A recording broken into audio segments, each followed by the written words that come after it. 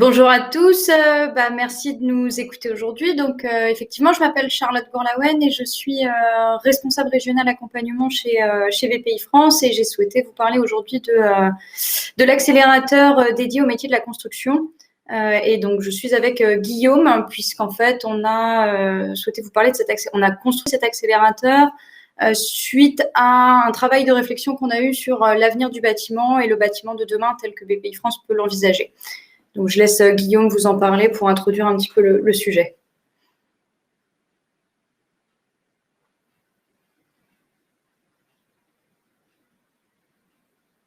Oui, alors on a un petit souci de son avec Guillaume. Peut-être. Alors. Vous m'entendez ? Oui, très bien, voilà. À toi. Voilà, donc effectivement, je vais vous présenter, bonjour, je suis Guillaume Severs, je vais vous présenter quelques slides sur le projet Demain, qui était une étude prospective que nous avons lancée chez BPI France pour screener dès 2017 finalement les grands enjeux et les tendances de demain pour la population française. Alors, je ne sais pas si vous voyez bien mon écran, voilà. Donc effectivement, j'ai eu le plaisir, moi, de copiloter une étude en 2019 sur le thème de comment construire le bâtiment de demain. Nous avons mené plus de 60 interviews dans l'ensemble de la filière de construction et nous sommes arrivés à un constat assez simple, c'est que d'une part, le bâtiment aujourd'hui, c'est un des poids lourds de l'économie française, avec ses 1,5 million de salariés en activité, ses 400 000 entreprises, et finalement un poids qui représente la moitié de l'industrie globale, avec 148 milliards de travaux réalisés par an. A contrario, c'est un secteur qui souffre quand même de différentes problématiques, notamment des difficultés à respecter finalement des budgets, à respecter des délais, mais également était un gros pollueur, puisque c'est le deuxième émetteur de CO2 après les transports routiers.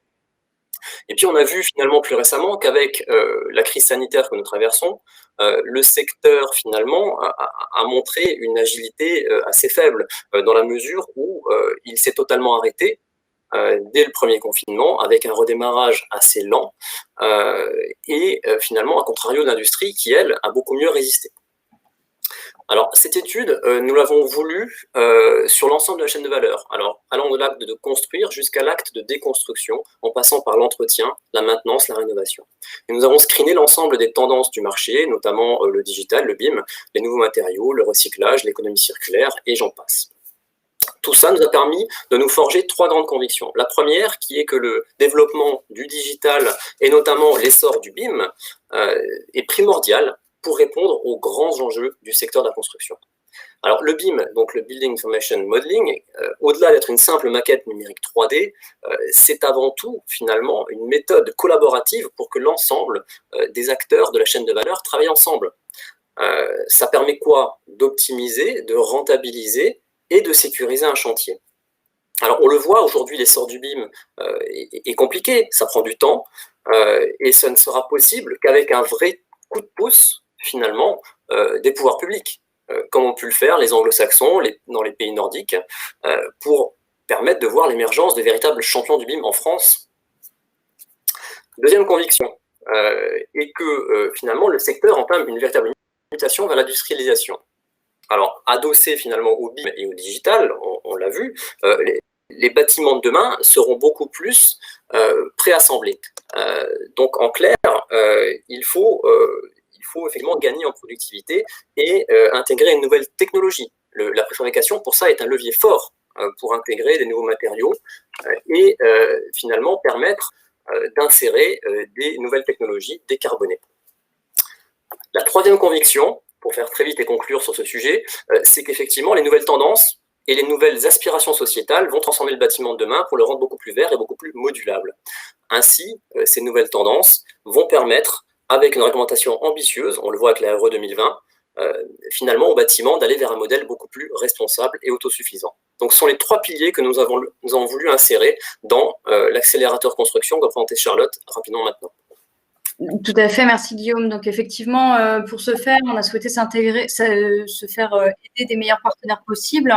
Et surtout, l'accélérateur, concrètement, il est bâti autour de 3 piliers qu'on voit sur la slide juste ensuite, avec un premier pilier qui est un pilier totalement individuel, où là, l'idée, c'est de vous proposer du conseil, de vous permettre d'avoir accès à des consultants externes de qualité, de s'appuyer sur le réseau de BPI France pour mandater les meilleures personnes, pour vous aider à identifier les leviers de croissance prioritaires dans vos entreprises.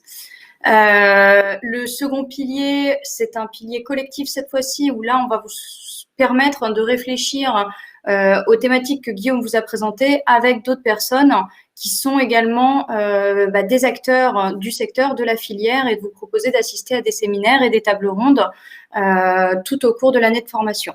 Ces séminaires-là, ils sont très concrets, ils sont très pratiques, et l'idée, c'est de s'appuyer sur les cas réels de vos entreprises qui sont vos vécus de chefs d'entreprise et de dirigeants. Le troisième et dernier pilier, c'est un pilier collectif également. Là, c'est de la mise en réseau, de la mise en relation. Donc, c'est de s'appuyer sur le carnet d'adresses de BPI France et de vous y donner Charlotte, accès. Je vais vous demander de terminer votre présentation pour laisser la place aux autres. Merci. Oui, tout à fait. Donc voilà, de vous donner accès à notre carnet d'adresses. Et donc, vous avez nos coordonnées qui finissent sur la dernière slide. Donc, n'hésitez pas, si vous avez la moindre question, à revenir vers Guillaume ou moi-même. Voilà.